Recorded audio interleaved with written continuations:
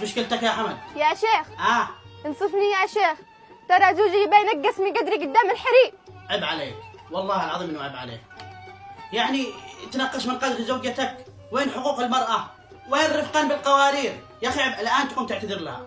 اقول يا شيخ ها؟ انا ما بعتذر مني، ابي يشتري لي ثوب جديد اروح فيه العرس. ما هو؟ اشتري لي ثوب جديد. تمام. اقول يا شيخ ها؟ يلا نوفر اللقمة، وهذه المرة كل شاه تبع ثوب جديد لجل تروح الأعراس داخل القبيلة والقبائل اللي حولنا وماشي معايا قروش. والله يعني انا من حين جيت هنا الديرة ما قد شفت حتى عرس. نعم يعني عشان ما شرالك ثياب ينقص من قدرك. ايه يا شيخ يباني يروح العرس بثواب اللي لبستها من قبل. طيب ومن ياكل العيال؟ شرجع ياكل عليك العيال بعدين؟ وش حولي منه؟ ها؟ وتزوجني لازم انه يشتري لي اللي اطلبه منه. أقول والعيال وش ياكلون؟ كل العيال كلهم متخارج منهم وتخارج من الاكل حقهم. ايش مكان؟